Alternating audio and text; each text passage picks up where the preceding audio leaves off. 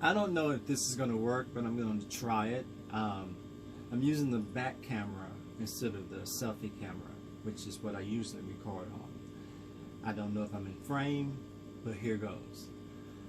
I did a post not too long ago that a lot of you saw, I'm sure, where I said my daily prayer is, Lord, deliver me from weak-ass men. Okay. It was a harsh one, no doubt about it. And I said in that particular vlog that as you go through life, you're not going to meet people who are going to effectively change your life. Now, they may influence you, but they're not going to change your life. And I know a lot of people are thinking, oh, if I could just meet Oprah Winfrey, met her. If I could just meet Denzel Washington, met him multiple times. If I could just meet this person or that person, my whole life would change. And because that's the goal, you only think about that goal. You think about meeting that person. But what you really should be doing is thinking about, okay, so I meet them, but how will my life change? What is it that I need from them? What is it that I'm going to ask of them? And in my imagination, I see them delivering. But what if they don't? See, that's what I meant when I said, you're just not going to change your life that quickly, that easily. You can meet all of these people, but those people are also very busy and they have an agenda for their lives as well. And it may or may not include meeting you. Let's just face it. They're probably not thinking about meeting you because they don't know you exist. We idolize people who we see on a regular basis. And it doesn't just happen with entertainers or sports heroes. We idolize ministers. Oh, if I could just go to T.D. Jakes' church, I know my life will change. Where are you going to live? What are you going to do for a job? Those are basic questions that you're going to have to answer if you run up and move to a new place, a new city, to be near someone's ministry. I just think that a lot of people want their lives to change, and they think proximity changes it. If I move to New York City, I'm going to become rich and famous because everything happens in New York City. Live in New York City and live most of it in poverty. A lot of it was homelessness. Yeah. Riding the subway at night to get a nap so that, I could go back to work the next day. I had a job and I was still homeless in New York City. So here's what I'm telling you, is stop thinking about it as being the right location, the right person, the right environment. I live in a house where they're keeping me down and nobody encouraged me when I was a kid. But now you're a 30-year-old adult and you're still having that same issue. What's wrong with you?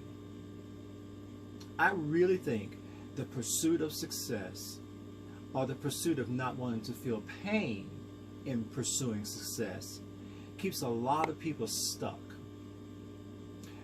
And I'm here to tell you, you have to get yourself unstuck. Now, you can listen to wise counsel, you can play Tony Robbins in your ear as you fall asleep at night, and when you wake up in the morning, and you still will be stuck because it requires an action on your part.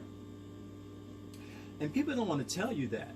There's an industry, a cottage industry, that makes money off of your weakness, that makes money off of you not knowing what to do next. And so you pay all this money and you go to their seminars and you sit in their rooms for 3 weeks or 3 days and sometimes 3 weeks. At the end of the time, you come back and guess what? Your house still needs cleaning. Your car still needs detailing. You have bills to pay. Your life is still there. I think, this is just me talking, that it's a better idea for you to organize your life. You want to feel better, you want to be better, you want to get better, look around you. Is your place cluttered for no reason? Are there dishes in your sink? Are the weeds growing in your yard? What are the things you can really do? Do that. Forget about the big picture. Forget about going to school. Forget about getting in debt. Organize your life first. Because anything you put on top of that broken mess is just going to weigh it down all the more. And underneath all of that is the real you.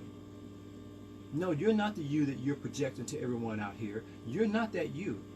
You're not the you that puts on the cologne and goes to class and sits there and acts like you know everything and everybody should bow down to you.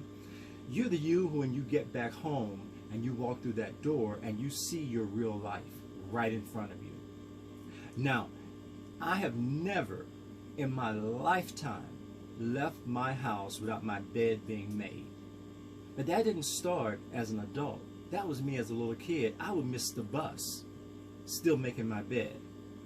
But I didn't even have to miss the bus, because here's what really happened. As soon as I awoke and put my feet on the floor, I was turning around and making my bed. By the time I went to the restroom and my mother would pass by my doorway, she never saw my bed unmade. It was as if I had never slept there that night. That was my own personal understanding of what I'm teaching you right now. You got to have the right foundation. And I would spend as much time as possible getting that foundation shored up before I run into anybody else's presence and say, look at me, see me, make me famous. No. I will not make you famous on top of your broken life. Because if I do, it's a recipe for death. I promise you, it's a recipe for death, because you will not be able to sustain that kind of attention, that limelight, that pressure, if you don't have that foundation. And I'm doing you a disservice to blow you up and to think that's a success that you're looking for is going to be your answer to everything that ails you. It won't be. It won't be. And that goes for money. You know, I've fallen out with people who, got upset with me because I wouldn't give them $40 to buy drugs. Yeah. Stupid. And they cut off a resource, a future resource of someone who is not just successful, but is moving and shaking and planning on making his life even better because they couldn't get $40 for drugs. Very dumb. And shameful. But revealing. So thank God that's all it cost me. Or it didn't cost me, as the case may be.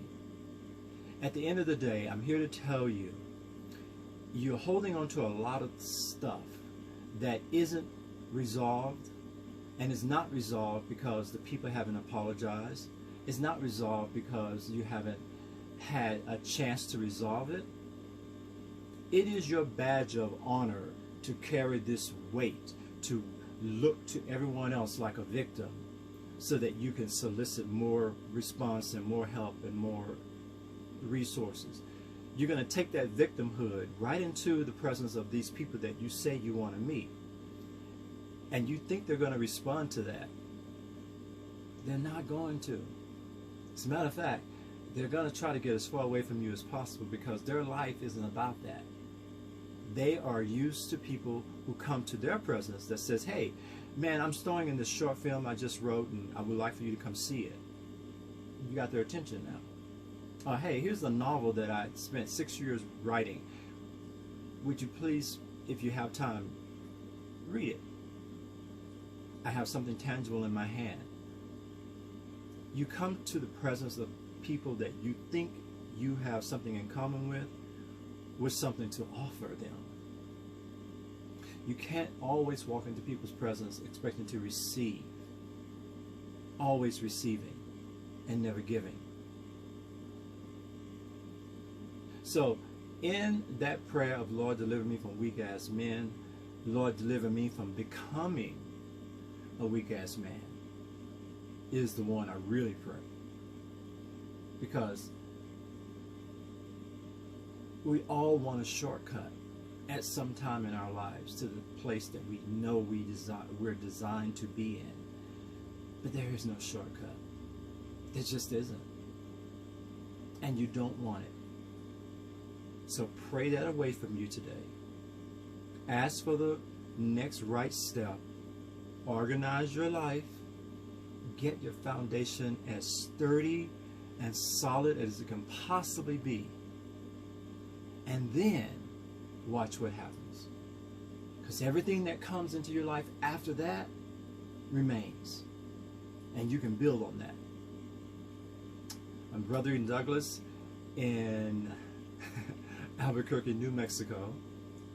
I always say just the desert, but I'm telling you exactly where I live. And I pray that if our paths ever cross, the collaboration is real and not one-sided. Peace.